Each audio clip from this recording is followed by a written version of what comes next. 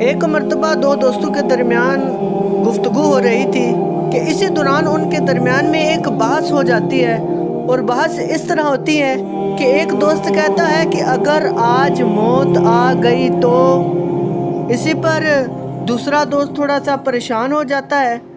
آئیے سنتے ہیں کہ ان دونوں کے درمیان ایسی کون سی گفتگو۔ یار عثمان، تمہیں ایک بات بتاؤں، زندگی کا مزہ یار کچھ اور ہے۔ کل ایک جگہ دوست کے گھر میں پارٹی تھی، اور آج میں دوستوں کے ساتھ ٹرپ پہ جا رہا ہوں۔ ایک دم لائف سیٹ ہے یار، سچی میں سیٹ ہے۔ مگر کس چیز کے لیے لائف سیٹ ہے آپ کی؟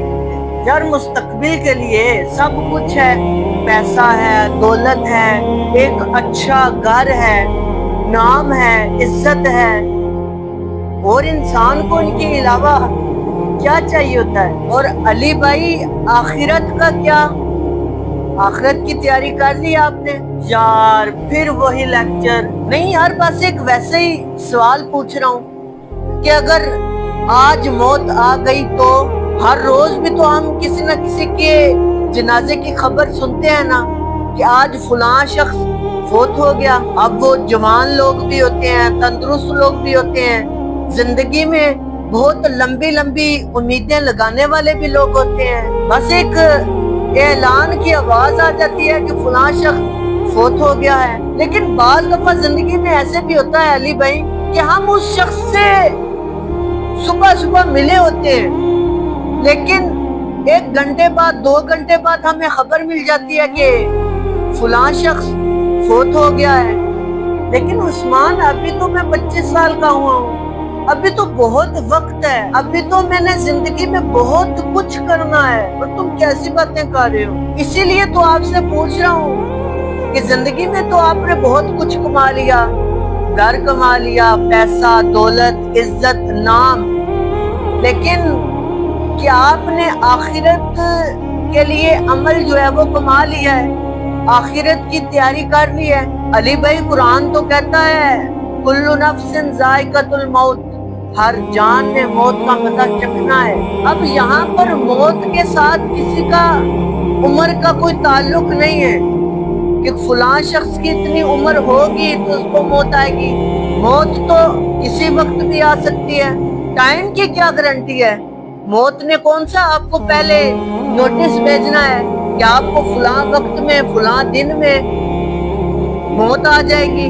موت نے کون سا آپ کو نوٹس بھیجنا ہے؟ لیکن میں تیار نہیں ہوں، نہ کبھی موت کے بارے میں ایسے سوچا، اور نہ ہی کبھی ایسا کوئی عمل کیا۔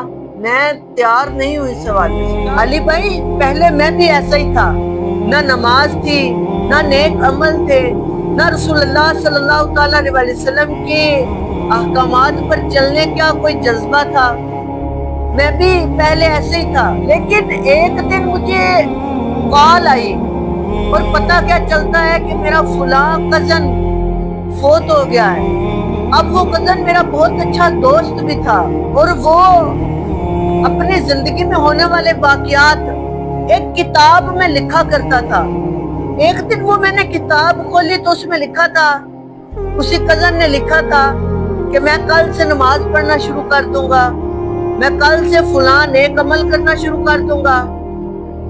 لیکن اس کو کیا پتا تھا، کل تو کبھی آئی ہی نہیں۔ یار عثمان، مجھے اب ڈراؤ نہیں، مجھے پہلے ہی بہت ڈر لگ رہا ہے، مجھے بس یہ بتا دو کہ مجھے کیا کرنا چاہیے۔ علی بھائی صرف ایک قدم اللہ تبارک و تعالیٰ کی طرف بڑھائے۔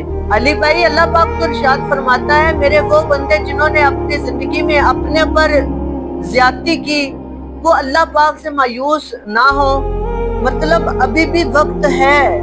علی بھائی جب تک روح خلق تک نہ پہنچے تب تک ہمارے پاس وقت ہے۔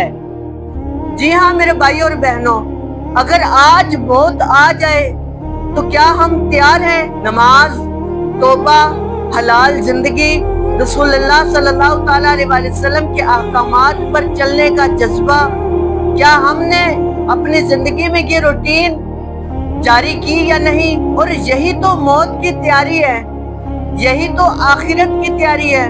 یاد رکھیے زندگی ایک امتحان ہے، اس کا ہر پل قیمتی ہے، اس کو فضول ضائع نہ کریں۔ یہ زندگی ہر وقت موت کے قریب ہوتی چلی جا رہی ہے، اس کو فضول ضائع مت کریں۔ ہر پل توبہ کا ہو سکتا ہے، ہر پل توبہ کرتے رہیں، کیا پتا کب توبہ قبول ہو جائے۔